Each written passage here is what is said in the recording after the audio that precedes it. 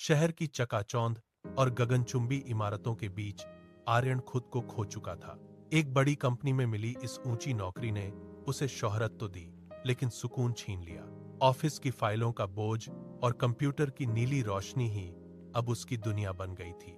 काम का दबाव इतना गहरा था कि उसने धीरे धीरे अपने गांव और अपनों से एक लंबी दूरी बना ली।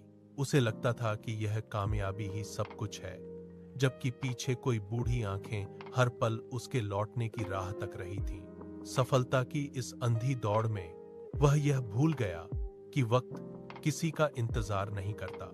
हर शाम जब मां का फोन आता, आर्यन के माथे पर सिलवटें पड़ जाती। वह या तो फोन काट देता या फिर झुंझलाकर बहुत जल्दी में बात खत्म करता। मां की आवाज में हमेशा वही पुरानी ममता और थोड़ी सी हिचकिचाहट होती। वह बस धीमी आवाज में यही कहती, बेटा कभी समय मिले तो घर आ जा, तेरी बहुत याद आती है। लेकिन आर्यन का जवाब हमेशा एक रटाया बहाना होता, माँ इस महीने बहुत काम है, अगले महीने पक्का आऊंगा। वह नहीं जानता था कि वह अगले महीने का वादा नहीं, बल्कि अपनी माँ की आखिरी उम्मीदों को टाल रहा था। महीने बीत गए और एक शाम जब आर्यन ऑफिस में अपनी फाइलों में डूबा था, तभी उसके फोन की स्क्रीन पर गांव का नंबर चमका। पड़ोसी की घबराई हुई आवाज ने सन्नाटा चीर दिया।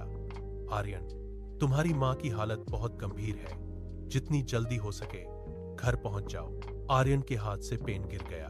उसने अपनी सारी फाइलें वहीं छोड़ी और बिना कुछ सोचे स्टेशन की ओर दौड़ पड़ा। ट्रेन के सफर में गुजरा हर एक पल उसे सदियों जैसा लग रहा था। खिड़की से बाहर देखते हुए उसकी आंखों में मां का वह चेहरा बार बार आ रहा था, जिसे उसने महीनों से नहीं देखा था। अगले दिन जब वह घर पहुंचा तो वहां पसरा सन्नाटा उसकी रूह को कांपा गया। मां बिस्तर पर बेजान लेटी थीं, मानो गहरी नींद में सो गई हो। उनके पास एक पुराना लिफाफा रखा था। आर्यन ने कांपते हाथों से उस पत्र को खोला, जिसमें लिखा था, जब तुम छोटे थे तो मुझे देखे बिना सो नहीं पाते थे। अब मैं आखिरी बार तुम्हें देखने के लिए तरस गई। पत्र पढ़ते ही आर्यन की नजर उस पुराने खिलौने पर पड़ी जिसे उसने बचपन में मां को दिया था। उसने मां के ठंडे हाथ को थाम लिया और फफक कर रो पड़ा। वह बस यही कह सका, मां मुझे माफ कर दो, मैं बहुत देर से आया। लेकिन अब वहां सिर्फ खामोशी थी।